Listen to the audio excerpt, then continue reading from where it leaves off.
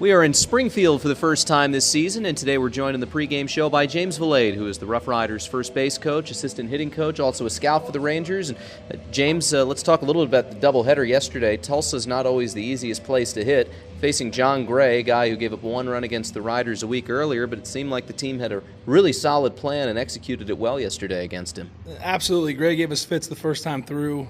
He was down in the zone. He was commanding all pitches, and yesterday it was one of those days where he went to his changeup pretty often, left a few of them up, and very hittable pitches for us. We were very, very fortunate to jump on those and have success with them. When guys haven't seen a pitcher and you face him a week later for the second straight time, how much easier is it for the education of what the scouting report is now that you've actually seen a guy to be able to put that changes into effect and be able to go out there and execute? Well, that's what Jason Hart does. I mean, he's good at breaking down the arms, tendencies, what you're going to see, how he's going to attack certain guys. And if a pitcher goes to the well too much with one thing and we get a pattern on it, it's benefit us. So seeing him the second time through is definitely an advantage. You know, you've been in baseball for a number of years with a lot of different organizations, teams, schools, all that. But it must be nice for you to get out on the road here. We see you at home, but you don't always make the trips with the team. How nice is it to be with the team, see this other half of the way the RoughRiders are? It's great. I've made a couple of trips, coming out to these parks, coming to Tulsa, Springfield. These are great parks, well-run organizations. Just a joy to be on the road. And Tulsa, is great to have you back in Tulsa where you were a coach at Oral Roberts. That must be nice to go back to your old stomping grounds, too. It's great. I get back to Tulsa, get to see a lot of friends. I was in Tulsa in 2002 with Oral Roberts University. Fortunate, great memories back there with ORU. Won a regular season championship, conference tournament championship, and unfortunately lost to Arkansas in the regional finals, but it was a good run and tons of good memories out there. That's where my daughter was born, too, so great memories out there. One of the things, as I mentioned, that you do here for the RoughRiders, you're the first base coach, so you're now able to do that on the road, whereas most of the time it's a player who's not active that night being the first base coach. It seems like a real benefit for the players.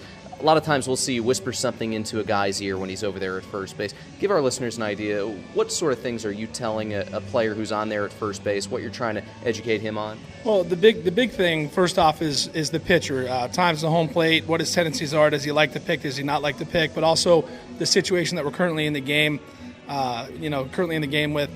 If we have a bunt on, I want to make sure that we got it, and we know that we're not going to extend out big on our leads in case we don't execute the bunt. We don't want to don't want them to throw behind us and give away an out. So basically just helping the player anticipate and also read the current situation. And you mentioned that tonight's pitcher, Kyle Hald, who we saw on Sunday, you were very much impressed by his pickoff move. What made it so special? It comes, delivery and pick come the same way. A lot of guys do something different when they come over, but he holds his line pretty good. It's a low, hard, aggressive pick. He's got some velocity on his throw when it comes across, so you definitely have to be on your toes.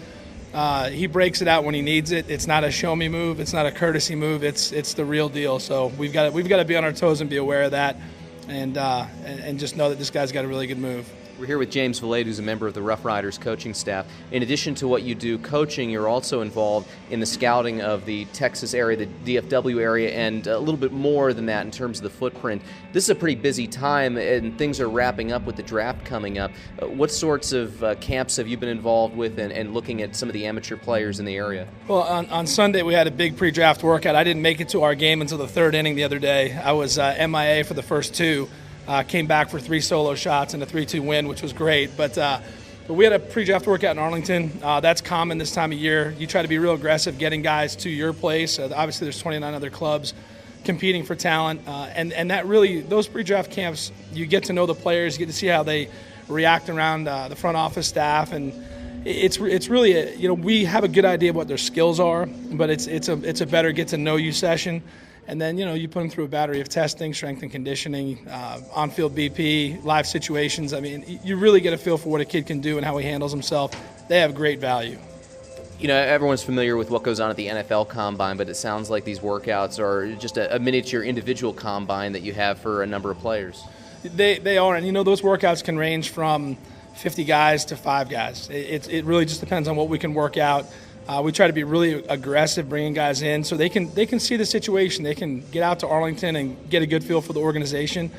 But it's that time of year. It's a mad rush trying to evaluate the last pieces of the draft and hoping that we nail a good draft. And the guys that are brought in from the area around Dallas and North Texas. These aren't late draft picks. A lot of them are very talented guys that may be going on to play college baseball at big-time schools. It's a very rich area in terms of talent. It is. It's, North Texas is talent heavy, and it spills over for our area out into East Texas, where we're trying to collect the best talent, bring them in.